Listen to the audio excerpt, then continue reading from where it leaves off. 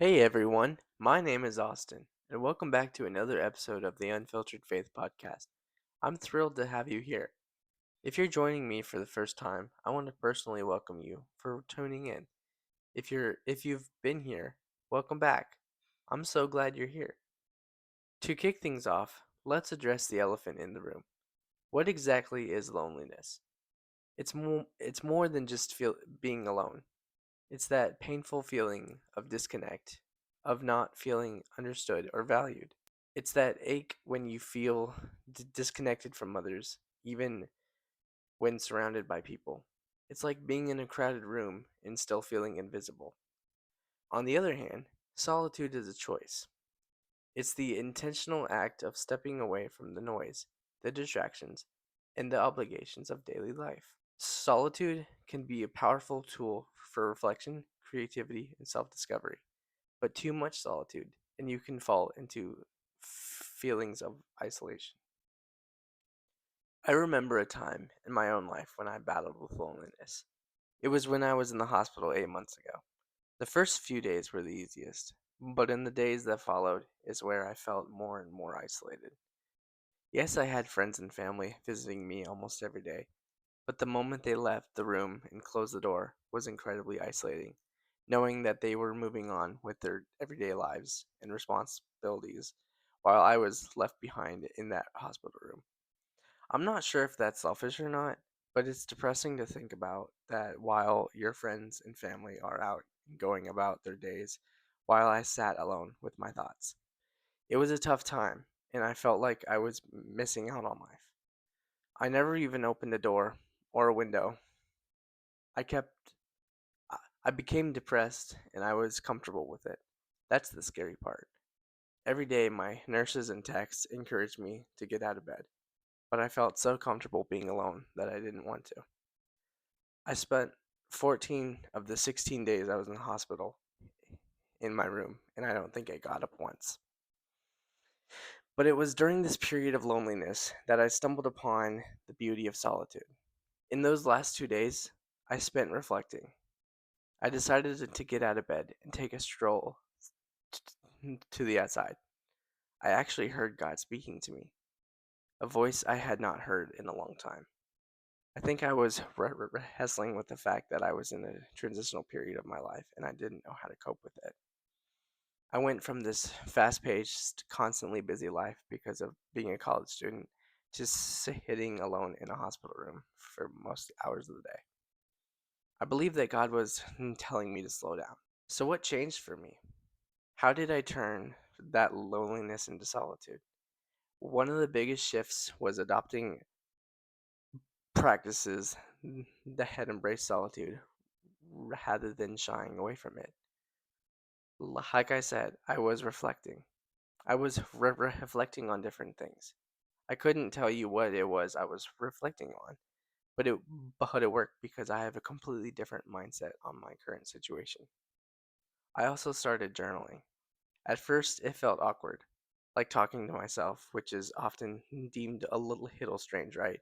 But as I poured my thoughts into the page, I began to understand myself. I discovered my hopes, my fears, my dreams, all laid out in front of me. I came up with starting a podcast. Journaling became a safe space for me. I could express my feelings without judgment. I poured out my heart about my loneliness, and in the next breath, I reflected on my aspirations. It was cathartic. I began to realize that my thoughts weren't just for random musings, they were the threads that wove together the fabric of my identity. Another technique that I found immensely helpful was meditation. Now, if you're like me, you might have a preconceived notion that meditation is simply sitting cross legged, humming, and trying not to think. But it's so much more than that. Meditation taught me to be present and to observe my thoughts without judgment. I have a playlist and I read a book when I meditate. When I first started, I struggled to quiet my mind, but over time, I learned to embrace the noise. Instead of running from my thoughts, I welcomed them. I realized that in the stillness, I could confront my feelings of loneliness and transform them into moments of clarity. Each meditation session became a journey inward, revealing layers of my psyche I had never explored before. It's important to acknowledge that everyone experiences loneliness at some point in their lives. So if you're feeling lonely right now, you're not alone. If you're anything like me, envisioning a world without social media may seem challenging. It's a tool that keeps us connected with friends, allows us to share our lives, and opens doors to people from diverse backgrounds. The therapists have identified several evidence based strategies to help manage those feelings of loneliness. But let's break them down into acknowledge, actionable steps that you can start implementing today. Step 1: acknowledge your feelings. The first step in combating loneliness is to acknowledge and accept those feelings. It's okay to feel lonely. Recognizing that you're feeling this way is the first step towards healing. Consider keeping a journal where you can express these feelings. Writing can be incredibly cathartic and help you process what you're experiencing. Step number 2: reach out. Let's talk about connection. It might sound simple, but reaching out to someone you trust can make a huge difference. Whether it's a phone call, a text, or a coffee date, making that connection can provide the support you need. Remember, vulnerability is strength, and sharing your feelings with others can forge deeper connections. Step number 3: engage in meaningful activities. Another evidence based strategy is to engage in activities that bring you joy. What hobbies or interests spark your passion? Find time to indulge in those, whether it's painting, reading, or cooking. Doing things you love can help take your mind off loneliness and foster a sense of fulfillment. Now let's transition into a beautiful remedy that can enhance these strategies: spending time in nature. Have you ever noticed how a walk in a park or a hike in the woods can lift your spirits? Well, there's science behind that. Research shows that spending time outdoors can significantly reduce feelings of loneliness and anxiety. Nature has this incredible ability to ground us and remind us of the beauty in life. Another way to combat loneliness is through solo hiking. While this may sound intimidating to some, it can be incredibly freeing. Hiking alone allows you to be in tune with your thoughts while enjoying the beauty around you. Not sure where to start? Look for local trails that suit your comfort level. Bring a journal or a podcast to listen to. Listen to this podcast. And don't be afraid to take breaks to soak in your surroundings. Lastly, let's talk about nature retreats. If you're seeking a deeper experience, consider going on a weekend retreat in nature. These often offer structured activities that promote mindfulness, relaxation, and social connection. Being surrounded by like-minded individuals in a serene environment can provide a unique opportunity to bond and share experiences. I recently finished reading this book called Terms of Service: The Real Cost of Social Media by Chris Martin. It's a fantastic read. It goes into details about the history of all these different social media platforms and over time how the newest, latest, greatest social media platform came up and so on. But then the book goes into great detail on how it negatively affects people's lives. Here are some key takeaways. Number 1: social media changes how people think and feel. Social media can cause people to believe that attention is valuable and to trade privacy for expression. Social media doesn't have any real value, and the only reason it be it has value is because we give it to it. Number 2: social media can be addictive. Social media can be addictive, and spending too much time on it can lead to depression, cyberbullying, and social anxiety. Number 3: social media can be toxic. Social media can be toxic and can cause people to demonize and destroy others. Number 4: social media can be used to exploit people. Social media platforms can be used to exploit users by engineering the platforms to keep people scrolling and engaged. And if you don't know what I just said, I'm talking about algorithms. Number 5. Social media can be used to spread harmful content. Number 6. Social media can be used to spread misinformation. A lot of the time, people post their side of the story. They don't post other side of the story. People will only post what they want you to see, not what you need to see. But then the book goes into great detail on how it positively affects people's lives.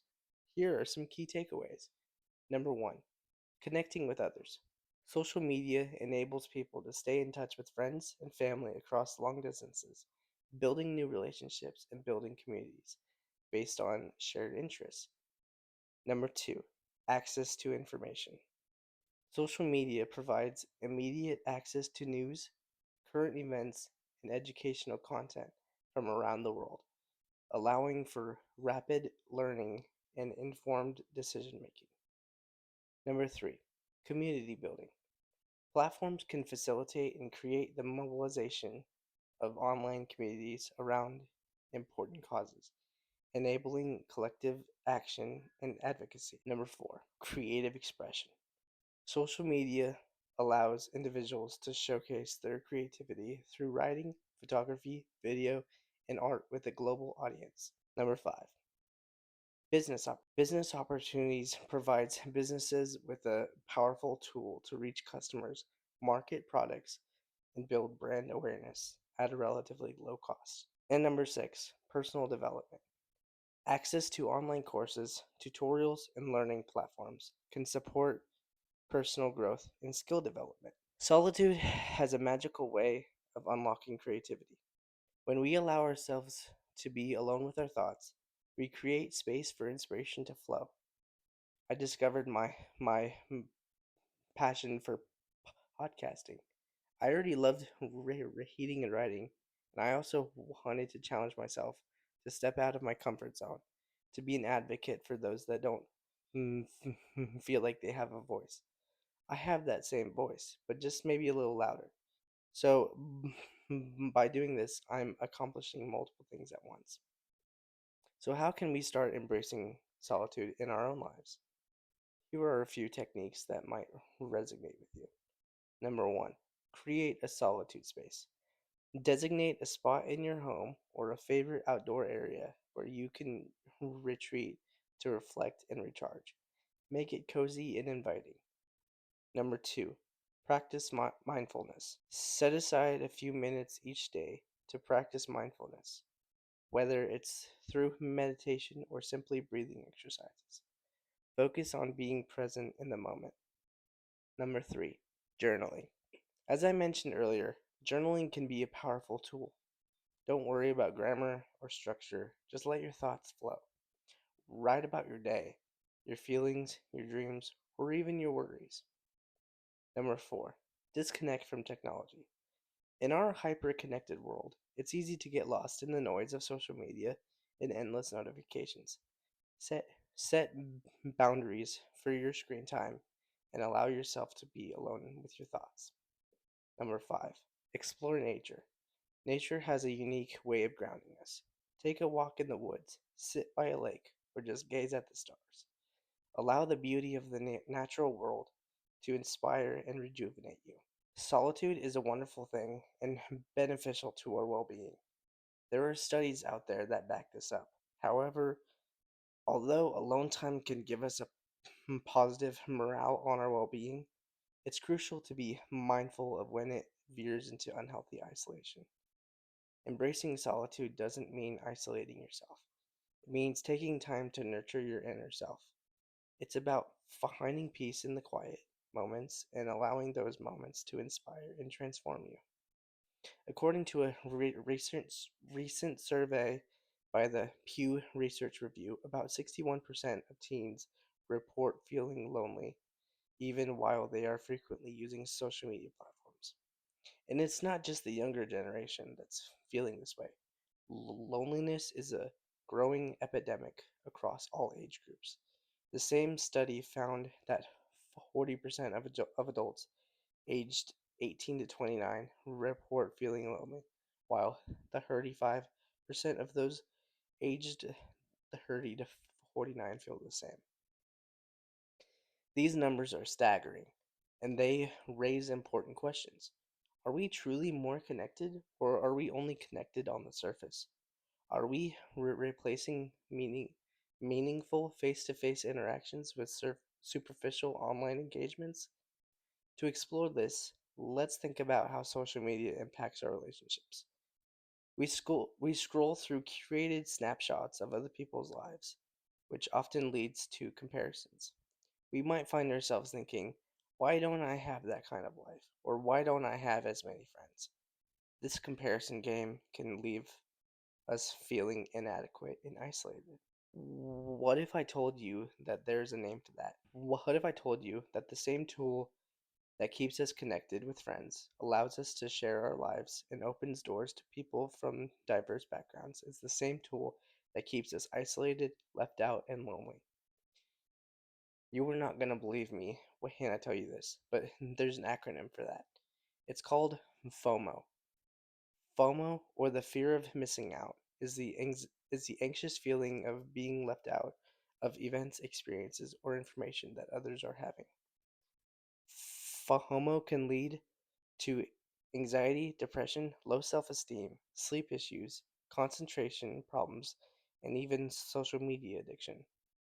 I purposefully didn't go on social media until several days after I was already in the hospital because I knew myself and I knew that looking on social media would have just made my depression worse. What if I told you that you can combat feelings of FOMO with JOMO? JOMO, or the joy of missing out, is the feeling of contentment with one's pursuit in activities. JOMO is living life in the slow lane. So, how are we supposed to live life in the slow lane when we live in a fast lane type of world? It's simple, really. All you have to do is resist the fear, relax, and enjoy not knowing what's going on. Seriously, Austin, you're telling me that all I have to do to combat feelings of loneliness is resist my fear of missing out, relax, and enjoy not knowing what's going on? Well, it's easier said than done. I realize that. But you have to start somewhere. There's also this phenomenon of social media fatigue. We are bombarded with notifications and updates, and it can be overwhelming. Sometimes it feels like we're never off the clock, always on, and expected to respond immediately. The pressure to maintain an online persona can also become exhausting, leading to burnout. A lot of people have adopted the idea that staying busy will distract your mind from feeling lonely.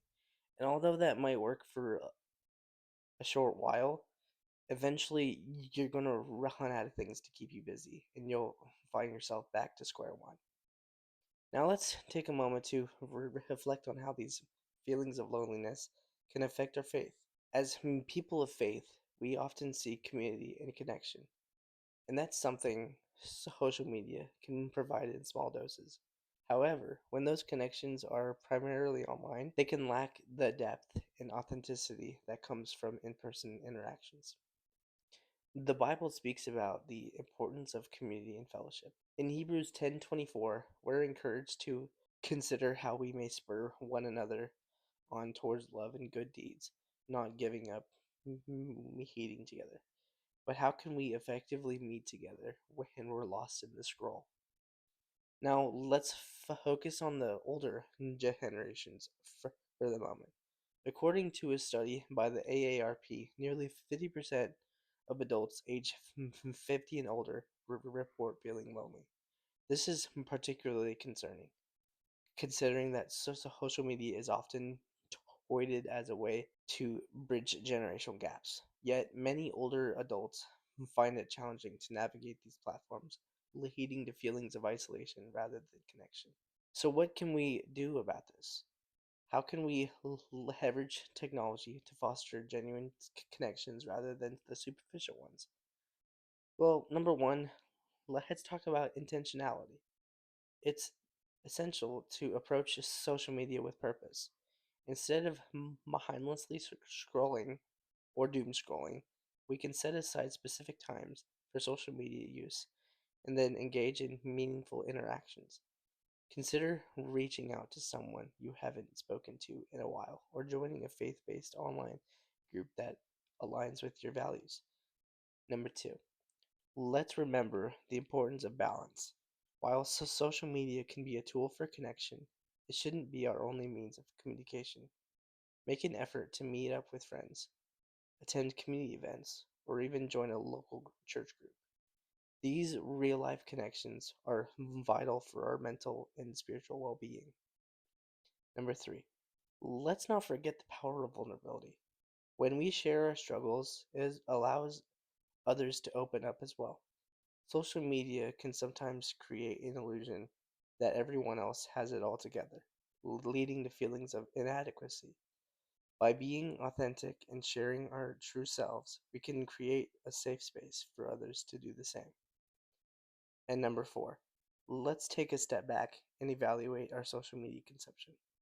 Are the platforms we're using uplifting, or do they leave us feeling drained? Curate, curate your online experience by following accounts that inspire and uplift you. It's okay to unfollow or mute accounts that contribute to feelings of loneliness or negativity. Now, solitude can be increasingly enriching. It offers us a chance to reflect, recharge, and connect with our inner selves. However, it can also become unhealthy if we don't keep an eye on how we're feeling during those solo moments. Let's unpack that for a bit. First, let's talk about what signs might indicate that alone time is turning into isolation. One of the primary signs is when solitude begins to feel more like loneliness. If you find yourself frequently feeling sad, anxious, or disconnected during your alone time, it might be worth exploring those feelings. Another indicator is the frequency of your solitary moments. If you're constantly choosing to be alone over engaging with friends, family, and your community, it might be time to reassess.